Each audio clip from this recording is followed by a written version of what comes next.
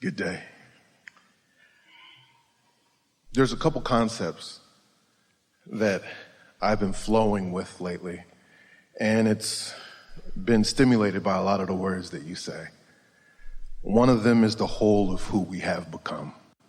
Say it again. The whole of who we have become. And we could even say that better. Who you are, total self, blended you. Another one of the phrases that you say, which tickled me in a new way recently, was get ready for what's already ready for you. Well, see, we appreciate so much you bringing that right here, right now, because that's just what we were talking about. That vortex is ready for you. Are you ready for it? And if you are, it's seeping in meaningful ways into your experience. And then I want to read something else that you said, because you were talking about the path of least resistance. And notice, we're not saying path of no resistance. We're saying the path of least resistance. And that's a good enough path. A beautiful path. And in it you said, the path of least resistance means the path that will get you the most of what you want with the greatest of ease. That path that you are less likely to get in your own way with. Yeah, it's the most accessible path. And if you miss it, no matter, because it's there again and again and again and again, because your inner being always knows where you stand in relationship to what's in your vibrational reality. And that guidance system never turns off. And in our conversations that we've had over the years, you've shown me my work, and my work is alignment. Getting in that pocket of alignment. We can say that a little better, and we're certain we've said something like that to you before, but we can say it a little better now. Your work is to be here, to evaluate, to consider, to decide, to launch the rocket. That's all your work. To feel the onness or the offness, to decide that you want to feel the alignment, to deliberately move in the direction of what feels good, to receive the manifestation of it. So that's all part of your work. But the emphasis, the part of all of that will yield you the most satisfaction and the most results is care about how you feel and gravitate toward that resonant feeling of alignment. Let's just spell it out why. Your inner being is there, is you, is focused upon all that you've become relentlessly, and the law of attraction is responding to that powerful position on your behalf. That's the energy that creates worlds. Why would you fiddle around doing anything less than finding resonance with that point of attraction? Why would you defend some point of attraction just because something happened and it's true? It's true, it happened. So you rationalize and justify and defend it because it happened, even though it's not something that you ever want to happen again. You still defend it and explain it and get other people to understand that that happened when your inner being is doing nothing of the kind. So you have to give up a lot of needing to be right for a lot of wanting to feel good. That is the number one piece of advice I try to live most by. Yeah. Is because I'm also at an interesting place where knowledge seems to be an excuse sometimes to get out of the vortex when you justify positions. Knowledge of what? Knowledge of something that you've decided is true. True, yeah. And so even though it's not something that you want to add to or be part of or attract, and we want to take a minute and tell you why that is. When you feel less than alignment, when you feel negative emotion at so many levels of your being, you know something's jacked up. There's something really, really off here. And so you feel like defending the offness of it because it happened. It's like I need to explain to somebody that it happened. And so then you sort of Esther's finding the words. You sort of double down on it to keep defending it because you don't want to be wrong. It really did happen, and somebody really should call somebody. Somebody really should do something about it. Somebody really should do something about this thing that I don't want.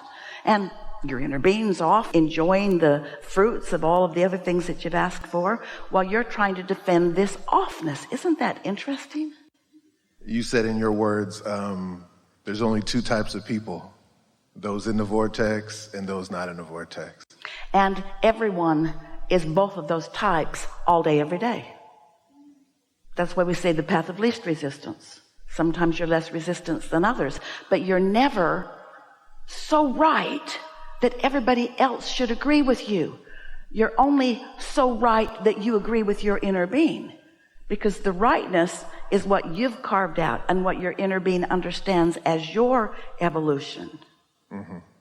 Yes, versus trying to rendezvous on points of agreement versus rendezvousing on points of alignment. Well said. There's a lot that you have to come to know before you're willing to let others have attitudes and opinions about things that you don't want. Because until you know for sure that it's attraction, no assertion. Until you know for sure nobody can assert into your experience and mess your life up, then it's easy to develop a defensive posture. So you're defending against what you don't want, most not having a clue that they're saying, yes, come to me, this thing I do not want. Because attention is an invitation.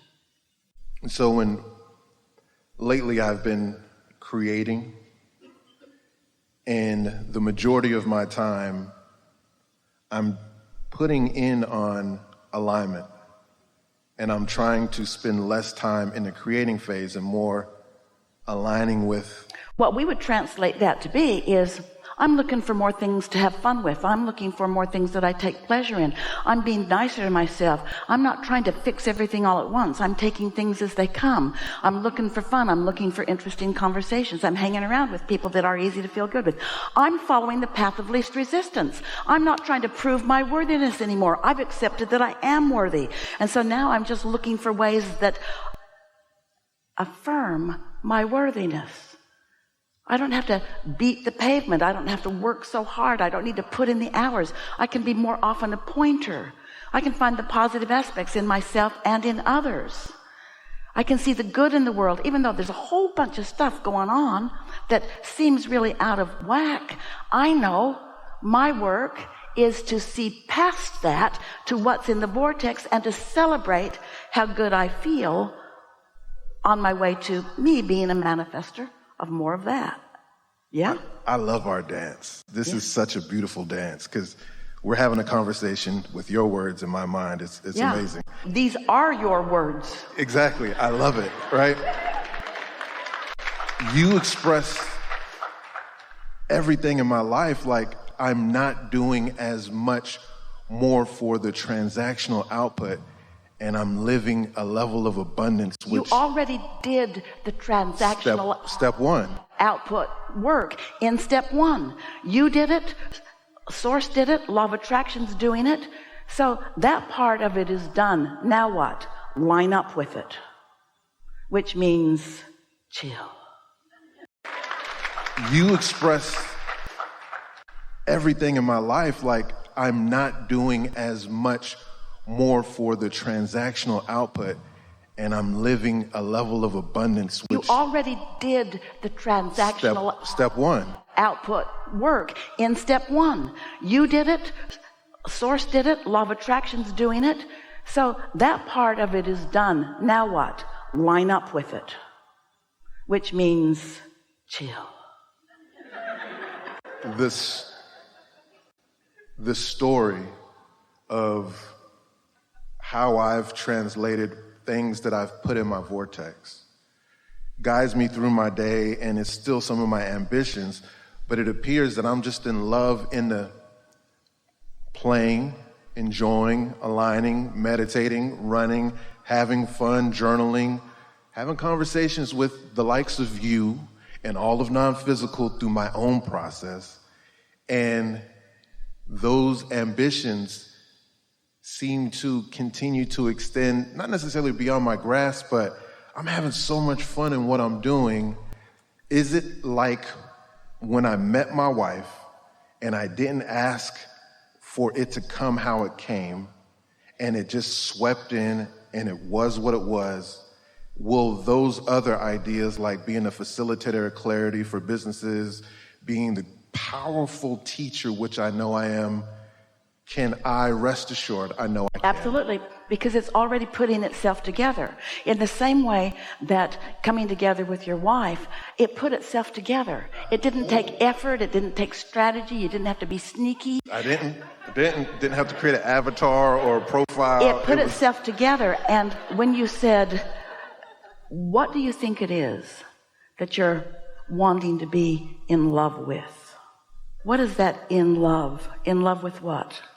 Just the satisfaction of the unfolding moments of life, just to be human, be present in this physical body. But in love with what? Me. It's literal. In love. I wrote a poem about this exact thing. Love is like a place. And once you get in there with me, oh my gosh, this is love, awesome. It's the only place your inner being ever is. When you are in love, it means you are in alignment. And that's when you can witness what's already been put together. Until you are there, it's put together, but you're going to miss it for a while because the timing isn't quite there. Yeah. I am certain it is done. I guess I'm certain I'm done. You're certain that it is done, and you're really looking forward to the fun you're going to have witnessing it amplify itself in ways that surprise and delight you. You see, most people, they want a condition to change so that they can feel better. You want to feel better, understanding that all conditions will congeal in what? In evidence of the vibration that preceded it.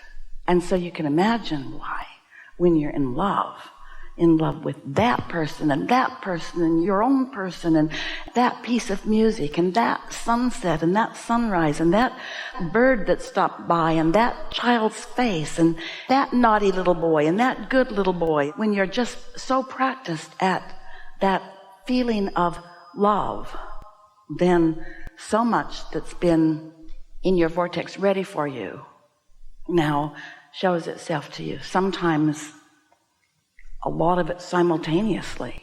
You have to get sharp. We were talking about that earlier. You become perceptive of your ability to translate because you don't want to miss so much that's showing itself to you specifically. It's like if you ever listen to a comedian or listen to a piece of music or listening or reading to a passage in a book, and it's like every word there, you're in love with it because it's all meaningful to you, not just one phrase in a big old paragraph, but almost all of it is meaningful to you because when you are tuned in, tapped in, turned on, when you are in sync with your inner being, you have conscious awareness of all of those pieces that you put there, and then you feel enormous satisfaction when those pieces reflect them back to you. You say it's a wink. We say you see those pieces come back to you as confirmation of not just your focus, but your value, your worthiness. This conversation is about finally letting yourself feel your true worth. And when you are there, then the richness of your moment-to-moment experiences is intoxicating. And most who are observing you, they can't begin to know the depths of the satisfaction that you're feeling in those moments, but the energy that you exude and every object of attention that receives your gaze when you are in love like that is a changed object of attention. Like he was said. Like he said.